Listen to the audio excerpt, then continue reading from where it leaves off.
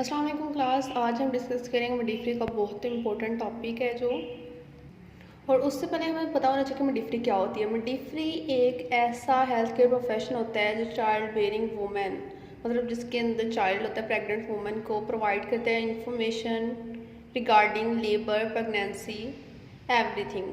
किस तरह से उसने अपने बच्चे की अपनी सेहत का ख्याल रखना है उसने, और किस तरह से वो प्रेगनेंसी को मेंटेन रखेगी, और किस तरह से लेबर का प्रोसीजर सारा होगा, इसके मुताबिक हमने उसको गाइड करना होता है और उसकी केयर करनी होती है प्रेग्नेंट वुमेन की। ठीक है, वैसे तो मैं आपको करवाने के लिए टॉपिक्स वैसे खुद से नोट्स बना कर करवा सकती हूँ, लेकिन मैं इधर से इसलिए पढ़ा रही हूँ क्योंकि सारे बच्चों को नोट्स तो मिल जाते हैं, थ्योरी प्रैक्टिकल के लिए समझने को मिल जाता है, लेकिन जो बुक पे लिखा होता है वो समझ नहीं आती, इसीलिए। ठीक है, हम आज पढ़ने लगे event in the second stage of labour. क्या बुक पे लिखा हुआ है? This stage begins with the complete dilatation of the cervix and ends with the expulsion of the foetus. क्या कह रहे हैं कि जिस स्टेज कि ये स्टेज शुरू कहाँ से होती है? जब complete dilatation of the cervix हो जाती है, सर्विक्स की कंप्लीट डायलेटेशन हो जाती है। और देन एंड कहाँ पे होता है उसका? जब एक्सपल्जन हो जाती है फीटस की। ठीक है, फीटस जो के यूट्रस के अंदर बेबी है, ठीक है, उसको फीटस कहते हैं। This stage is concerned with the descent and delivery of the fetus through the birth canal. Concern कहाँ से होता है? मतलब डिसेंट आता है, डिसेंट है जहाँ पे बेबी एंगेजमेंट के बाद पहुँच जाता है पेल्विक फ्लोर में, और फिर डिलीवरी होती है फीटस की बर्थ कनाल के ज़रिए, मतलब वजाइना के थ्रू फीटस की delivery. With full dilatation of the cervix, जब फुल डायलेटेशन सर्विक्स की हो गई है तो मेम्ब्रेन्स यूजुअली रप्चर कहते हैं। मेम्ब्रेन्स जो है आम तौर पर रप्चर हो जाती है, मतलब उनमें मतलब कट फट जाती हैं। ठीक है, जब किसी भी चीज़ को खींचेंगे तो वो कटेगी ना। तो there is scope of good amount of liquor amnii. यहाँ से फिर किसका स्कैप होगा? जो लिक्वर एमनी है, जो कि जिसमें बेबी होता है, उसका खारिज होगा। ठीक है, मतलब वो स्कैप होगा। The volume of the uterine cavity is thereby minimised. Volume जो यूट्राइन कैविटी का है वो मिनिमाइज्ड क्यों हो रहा है? क्योंकि जब फिटस नीचे नीचे आता जा रहा है यूट्रस के अंदर से, लाइक दिस इन पिक्चर कि ये यूट्रस है, ठीक है, आपके लिए उसमें फीटस है। फीटस जब नीचे आता जाएगा यहाँ पे पेल्विक फ्लोर के अंदर, तो ऊपर से वॉल्यूम यूट्रस का कम होता जाएगा। ठीक है, simultaneously uterine contractions and retractions become stronger.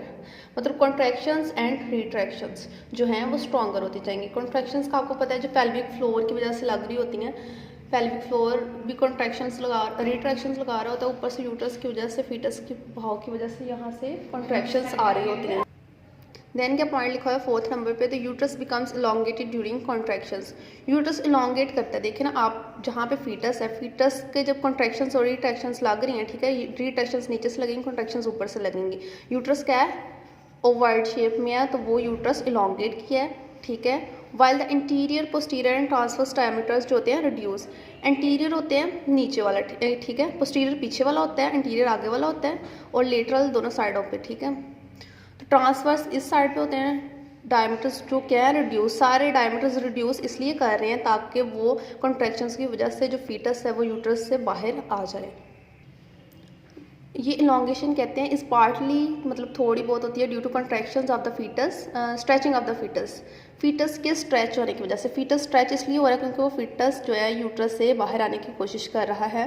तो और पार्टली मतलब आधे तौर पर, आधा हिस्सा इस वजह से हो रहा है elongate, stretching of the fetus, and partly due to stretching of the lower uterine segment. Lower uterine segment मतलब पेल्विक फ्लोर है, पेल्विक फ्लोर जो है स्ट्रेच कर रहा है अपनी तरफ फीटस को, ताकि वो यूट्रस से बाहर आ जाए। Delivery of the fetus is accomplished by the downward thrust offered by uterine contractions. ठीक है, डिलीवरी किस तरह से होती है? डाउनवर्ड थ्रस्ट की वजह से, जो कि होता है किसकी वजह से? यूट्राइन कॉन्ट्रैक्शंस की वजह से। And by voluntary conduction of the abdominal muscles. Abdomen के जो भी मसल्स हैं उनकी खुद ब खुद, ये नेचुरल प्रोसेस है ना डिलीवरी का, तो ये वॉलंटरी मतलब वो खुद ब खुद कॉन्ट्रैक्शंस उनकी हो रही है अब्डोमिनल मसल्स की, इस वजह से डिलीवरी का प्रोसेस हो रहा है। दस with increase contraction and retraction, वही बात है कि इंक्रीज होंगी retraction and contractions, the upper segment becomes more and more thicker. मतलब ये जो अपर सेगमेंट है थिक होता जाता है यूट्रस का। विद थिनिंग, मतलब थिनिंग जो सर्विक्स डायलेट हो रही थी, डायलेट हो गई है मतलब, तो वो थिनिंग पतली हुई है, इसलिए डायलेटेशन उसको कहते हैं कि सर्विक्स की थिनिंग को। तो लोअर यूट्राइन जो सेगमेंट है वो थिन हो रहा है और अपर सेगमेंट है वो जो थिक होता जाता है, ताकि बेबी पीछे को ना जाए बल्कि आगे को ही जाए। Endowed with power of retraction, the fetus is gradually expelled from the uterus. जब ये रिट्रैक्शंस आ रही हैं तो फीटस जो है आहिस्ता आहिस्ता एक्सपेल होता है यूट्रस से against the resistance offered by the pelvic floor. जो रेजिस्टेंस है मतलब पेल्विक फ्लोर की आपको पता है जगह बहुत कम होती है जहाँ से फीटस के हेड ने पास आउट करना होता है, तो वो रेजिस्टेंस मतलब रुकावट हो रही होती है, तो उसको रेजिस्टेंस को पार करके वो हेड उसके अंदर से गुजर रहा होता है कॉन्ट्रैक्शंस और रिट्रैक्शंस की वजह से। This is aided by voluntary contractions of the abdominal muscles.